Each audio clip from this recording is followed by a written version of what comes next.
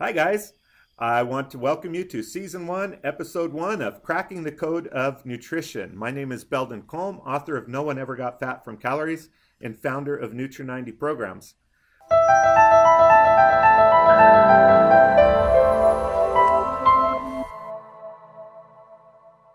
I'm starting this series, Cracking the Code of Nutrition, to help make it easier to wade through the mess that has become the wellness, weight loss, and fitness industries. And it is a mess, isn't it? You got these guys over here that are saying high fat is the way that people are designed to eat, and they will argue to the bitter death with these guys who are saying that high protein is the way that we're supposed to eat. And these guys down here will take you to the mat about how high carbohydrate and plant-based food is the way that we're supposed to be eating. And these guys all say they have the science behind them. There are a plethora of studies behind every one of them, and there are fancy sounding words and phrases that make it sound all sciencey and, this is what you got to do. And we buy into these because we desperately want to be fit, right? This series is to make being well and being fit easy without having to argue with these guys or these guys or these guys. I just want you to understand the real science behind how your body works, because the more you know, the easier it becomes to make the decisions for your own fitness, for your own wellness, for your own weight loss, right? Now listen, this isn't going to be complicated. The things that we're going to talk about are pretty easy. Each week, we're either going to take one part of the science that backs up how our body works, or we're going to talk about something in the government or in the food industry that's making it more difficult for you to understand how your body works. And we're just going to sift through them quickly, easily, to the point. Okay? So what I want to do today is talk about the one word that made me decide to take the leap and do this series. That word is fueling. A lot of diet plans out there talk about fueling these days. You got to fuel yourself this many times through the day. You got to have these many fuelings. You've got to have, fuelings at this regular interval, or fuelings not during this interval, or whatever it is. Listen, we have wholesale reduced all food to fuel. That's not by accident. This is something the food industry wants you to do because it takes your mind off of what's really important. Let me illustrate. If you take your car to the gas station and you put gas in it, that's a fueling, right? But is that the only thing that you need to do to take care of your car and maintain your car so that it performs for you the best it possibly can? Oh, hell no.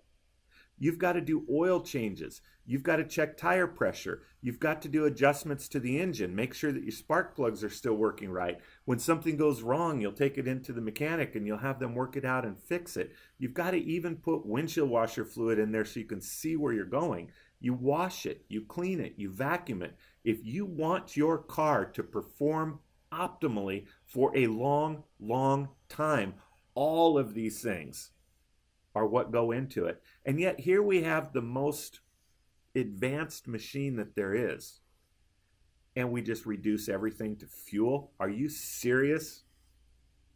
Listen, you do get your fuel from the food that you eat, sure, but that is a small part of what you eat. In fact, I want to illustrate it this way.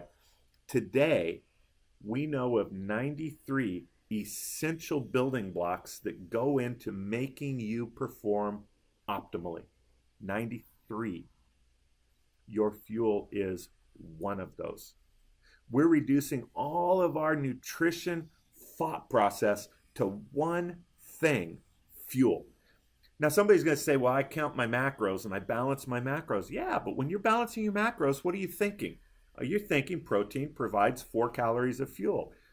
Fats provide 9 calories of fuel per gram. Carbohydrates provide 4 calories of fuel per gram. That's what you're thinking. Even when you're balancing your macros, you're thinking all of your food is fuel. Now, I'm going to show you something, because this is something that comes from your government, and it's the way it is for a reason. In fact, before I show you this, is anybody familiar with journalism? There is a thing in journalism called above the fold. When you put your story on the front page, you want your story to be above the fold. What that means is when a newspaper is folded, you see the stories on the front right away. They stick with you. If you're below the fold where you have to actually turn that page over to see it, your story is in finer print. Your story isn't as big. It doesn't have as nice a picture, a big a heading. It's not the thing that sticks with people and resonates. It's not what they see. And if you're inside that paper, even worse. You want your story above the fold. The food industry puts what they want you to see above the fold. Let me illustrate. This is a jar of Nutella. Don't worry, I don't eat this stuff. This is nothing better than a gooey kind of semi-liquid candy bar. But I got this because it illustrates really, really well what I want to teach you today. Do you see these two thick black lines on the nutrition label? Yeah. This area in between is equivalent to being above the fold on that newspaper. Now, this label is not designed by scientists. I'll tell you that straight up. This label is designed by the Congress under the heavy influence of food industry lobbyists. What they want you to see is between these thick black lines in big type where your eye naturally goes to look. And in between these, you'll find everything you're counting. Calories, carbohydrates, proteins, fats. It's all right there. Easy to see, easy to count. So when somebody tells me, yeah, I count these things because that's easy. Well, yeah, it's easy because the food industry wants it to be easy. Let me show you what they don't want you to see. They don't want you to see what's below the fold.